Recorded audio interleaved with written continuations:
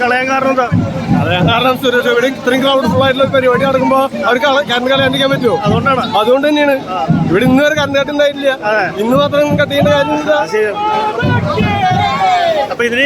വീണ്ടും ഒരു പ്രതിഷേധം തീർച്ചയായിട്ടും ഉണ്ടാവും. ഇരിങ്ങാലക്കുട മണ്ഡലം കമ്മിറ്റിയുടെ നേതൃത്വത്തിലും KCB ഇരിങ്ങാലക്കുട KCB ഓഫീസിലേക്ക് നല്ലൊരു ശക്തമായ സംഘടിപ്പിക്കും.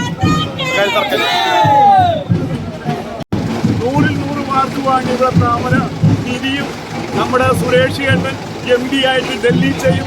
പാവങ്ങൾക്കും പാവപ്പെട്ടവരും വേണ്ടി നിരന്തരം പരിശ്രമിക്കുന്ന ഈ ചേട്ടൻ 100% വിജയിച്ചു കഴിഞ്ഞു എന്ന് തന്നെ നിങ്ങൾക്ക് നിന്ന് മനസ്സിലാക്കാം.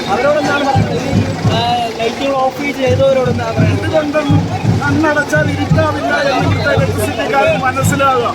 ഇവിടുത്തെ ജനഹൃദയങ്ങളിലാണ് സുരേഷ് ഗോപി എന്ന ദീപം തെളിഞ്ഞു നിൽക്കുന്നത്. ആ ദീപം കെടുത്താൻ ഇവിടെ ഒരു സർക്കാർ ഒരു ഇലക്ട്രിസിറ്റി വിചാരിച്ചാലും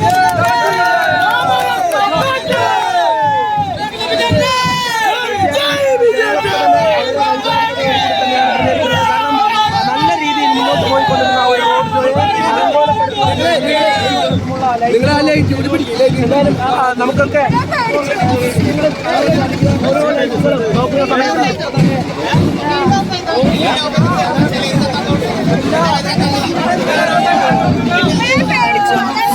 കറണ്ട് കളയാൻ കാരണം സുരേഷ് ഇവിടെ ഇത്രയും ക്രൗഡ് ഫുൾ ആയിട്ടുള്ള പരിപാടി നടക്കുമ്പോ അവർക്ക് കറണ്ട് കളയാണ്ടിരിക്കാൻ പറ്റുമോ? അതുകൊണ്ട് തന്നെയാണ് ഇവിടെ ഇന്ന് വരെ കറണ്ട് കട്ടുണ്ടായിട്ടില്ല. ഇന്ന് മാത്രം കട്ട് ചെയ്യേണ്ട കാര്യം